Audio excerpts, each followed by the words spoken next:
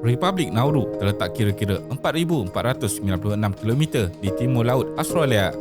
Ia merupakan negara pulau terkecil di dunia dengan saiznya hanya 21 km persegi, iaitu 39 kali lebih kecil berbanding Perlis. Namun, sekecil-kecil Nauru, ia pernah dinamakan sebagai negara paling kaya di dunia sepanjang 3 dekad terakhir abad ke-20. Kewujudan Nauru mungkin tidak diketahui ramai. Dengan populasi sekitar 11,000 orang, Nauru memiliki kawasan laut dan pesisir pantai yang cantik, menjadikannya satu destinasi pelancongan yang menarik satu ketika dahulu. Sekeliling pulau ini dipenuhi dengan terumbu karang yang cantik dan sememangnya menjadi syurga bagi mereka yang gemarkan aktiviti menyelam. Sekitar tahun 1980, negara Nauru telah mencapai zaman kemuncak kegemilangan apabila aktiviti pelombongan mula mengambil alih aktiviti ekonomi tradisional di pulau kecil ini. Menurut kajian, dianggarkan 2/3 daripada keseluruhan kawasan kepulauan ini mengandungi bahan galian yang sangat bernilai. Antara bahan galian yang boleh diperolehi di Nauru adalah fosfat dan bauksit yang merupakan sejenis biji aluminium. Pada tahun 1995, akhbar New York Times telah menerbitkan sebuah artikel yang menyatakan penduduk Nauru adalah yang terkaya di dunia kerana pelombongan fosfat telah memberikan pendapatan puluhan juta dolar setahun. Jadi, dalam video kali ini, kita akan melihat bagaimana sebuah pulau yang pernah bergelar negara paling kaya di dunia menjadi negara miskin. Teruskan menonton. Pulau Nauru sebenarnya bukanlah sebuah pulau yang baru dihuni. Ia sudah diduduki oleh orang Polinesia dan Micronesia sejak 3,000 tahun dahulu. Malah semenjak jutaan tahun lampau, ia menjadi persinggahan kawasan burung camar yang bermigrasi menentasi Pasifik. Sekaligus, sisa buangannya lama-kelamaan mengeras lalu membentuk guano yang kaya dengan nitrogen, fosforus dan potasium. Ia adalah 3 nutrien penting dalam pembajaan. Pada 8 November 1798, berlaku interaksi pertama antara orang luar dan penduduk Nauru. Buat pertama kalinya, ia dicartakan ke dalam peta oleh John Fern, kapten sebuah kapal pemburu paus milik British. Namun, selain memberi nama pulau itu sebagai Pleasant Island, kehadiran Fern sebenarnya tidak meninggalkan apa-apa makna kerana beliau sekadar lalu tanpa singgah. Hanya pada 1830-an, barulah Nauru menerima sentuhan signifikan dari tangan asing, iaitu dari banduan-banduan Pulau Norfolk yang berjarak sekitar 3,000 km. Menerusi campur tangan mereka, Nauru menjadi sebuah persinggahan bagi kapal-kapal pemburu paus. Pertukaran barang mula berlaku dengan makanan seperti babi dan kelapa dibawa keluar dan tembakau, arak serta senjata api dibawa masuk. 12 tahun menjadi koloni Jerman, nasib Nauru berubah sepenuhnya di tangan seorang ahli geologi New Zealand bernama Albert Fuller Ellis. Sekitar tahun 1900, Ellis mengesahkan yang 80% dari Pulau Nauru dilimpahi batuan fosfat. Jadi, Jerman sebagai pemilik Nauru mula mengeksploitasinya di bawah Pacific Phosphate Company bermula dari 1906 sehingga 1914. Kemudian, Perang Dunia Pertama meletus dan Nauru berpindah ke tangan British, namun pelombongan fosfat tetap diteruskan dan kali ini oleh British Phosphate Commission sehinggalah tahun 1968. Tetapi ketika berlaku Perang Dunia Kedua, Nauru sempat dirampas oleh Jepun dan rakyatnya juga sempat menderita selama 3 tahun, iaitu sekitar tahun 1942 hingga 1945. Seramai 1,200 orang Nauru dihantar ke Truk yang merupakan pangkalan Jepun di Micronesia sebagai buruh paksa. Sepanjang menjadi pulau koloni, sumber alam Nauru juga telah dieksploitasi. Dianggarkan lebih 35 juta metrik tan fosfat telah diekspor keluar dari Nauru semenjak ia dilombong buat kali pertama oleh kuasa asing pada 1906 sehinggalah tahun kemerdekaannya pada 1968. Selepas merdeka, pelombongan fosfat masih diteruskan walaupun mereka tahu yang simpanan fosfat akan kehabisan dalam masa 1 atau 2 generasi lagi. Rakyat hidup mewah. Pada tahun 1975, KDNK per kapita Pulau Nauru pernah mencecah lebih $25,000. Pada 1982 pula, ekspor fosfat sahaja bernilai sebanyak $123 juta. Ia bersamaan $27,000 bagi setiap populasinya. Sepanjang tahun 1968 hingga 2002, pendapatan kasar yang diperolehi Nauru menerusi ekspor fosfat sahaja telah mencecah $3.6 bilion.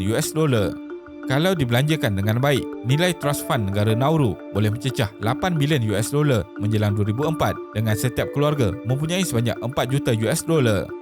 Tambahan pula pada tahun 1994, Nauru telah menerima pampasan sebanyak $57 juta dari Australia atas kerakusannya mengeksploitasi hasil bumi Nauru pada masa lalu. Jumlah itu tidak termasuk 50 juta US dollar lain yang perlu dilunaskan dalam tempoh 20 tahun dengan United Kingdom dan New Zealand masing-masing membayar 12 juta US dollar dari amount tersebut. Kekayaan ini membuatkan Nauru serba mewah dengan rakyat dan pemerintah bersama-sama menghabiskan segala kekayaan. Cukai pendapatan tidak pernah dikutip di negara ini selain pendidikan, kesihatan, pengangkutan awam dan surat khabar juga diberikan secara percuma. Bukan itu sahaja, tarif telefon di Nauru juga hampir percuma dan caj elektrik per kilowatt yang cuma berharga 5 sen Australia. Pulau Nauru mula jatuh miskin.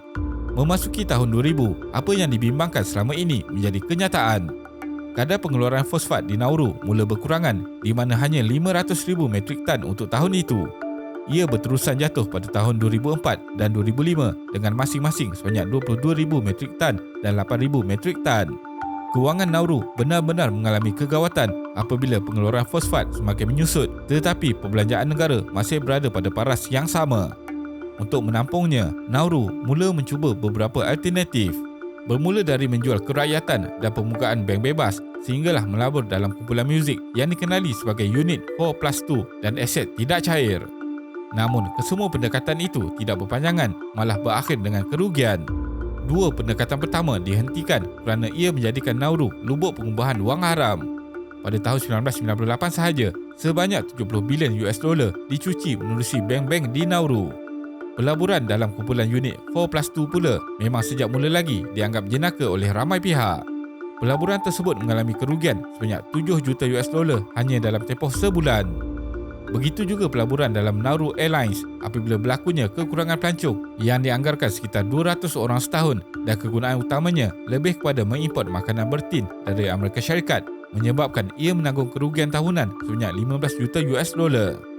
Nauru Airlines yang dahulunya mempunyai 7 buah pesawat kini hanya tinggal sebuah sahaja. Manakala pelaburan hartanah di luar negara seperti Nauru House di Melbourne, Nauru Tower di Hawaii, Pacific Star Hotel di Guam, Pacific House di Washington dan The Grand Pacific Hotel di Fiji, kesemuanya digadai semenjak Nauru mengalami kemelesetan ekonomi pada 2004. Nauru pada masa kini, disebabkan kawasan kepulauan yang tidaklah begitu besar, sumber galian yang ada semakin berkurangan tahun demi tahun. Akibatnya, penduduk Nauru yang menikmati kekayaan hasil bumi daripada aktiviti pelombongan ini kembali miskin sehingga terpaksa mengharapkan bantuan makanan daripada pihak luar. Pada tahun 2005, aktiviti pelombongan dimulakan semula di Nauru tetapi tidaklah serancak dahulu. Kajian menunjukkan bahawa Nauru masih mempunyai rizab bahan galian yang dianggarkan boleh dilombong untuk tempoh 30 tahun lagi. Nauru juga kini menjadi lokasi penempatan pelarian yang meminta perlindungan daripada kerajaan Australia.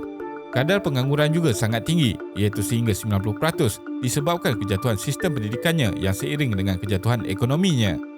Malah, majoriti penduduknya juga menghadapi masalah kesihatan yang serius antaranya diabetes, obesiti, sakit jantung dan depresi. Nauru pernah mengundi carta negara paling obes di dunia dengan kira-kira 71% rakyatnya mengalami obesiti dan 40% mengidap penyakit diabetes. Ini rentetan gaya hidup mereka yang berubah secara drastik daripada tradisional kepada kebaratan, khususnya dalam bab makanan di mana diet seperti ikan, kelapa dan pandan laut segar diganti dengan makanan bertin dan segera yang diimport. Sementara itu, kadar jangka hayat bagi seseorang penduduk Nauru juga sangat rendah iaitu kira-kira 30 tahun sahaja. Ini kerana dipercayai berkait rapat dengan kerakusan aktiviti pelombongan yang dilakukan satu ketika dahulu di mana telah menyebabkan pelbagai pencemaran yang memberikan kesan buruk kepada kesihatan rakyat. Kesimpulannya, kerakusan meratah hasil bumi tanpa kawalan telah menyebabkan kejatuhan Pulau Nauru pada hari ini. Kesannya sangat besar sehinggalah berlakunya kemusnahan dan pencemaran tanah yang juga menyebabkan penduduknya tidak lagi boleh bercucuk tanam seperti sebelum aktiviti pelombongan bermula. Akibatnya, banyak penduduk terpaksa bergantung kepada makanan bertin atau yang sudah diproses berbanding sayuran dan buah-buahan yang segar. Kerana kerakusan aktiviti pelombongan pada ketika itu, Nauru juga pernah tersenarai sebagai kawasan paling tercemar di atas muka bumi. Hari ini, mereka terpaksa membayar kesilapan lama dengan sejumlah harga, termasuklah makanan yang tidak seimbang, sistem pendidikan yang hampir tumbang, kadar pengangguran yang sangat tinggi dan masalah kesihatan yang sangat serius. Terima kasih kerana menonton dan jangan lupa subscribe. Jumpa lagi.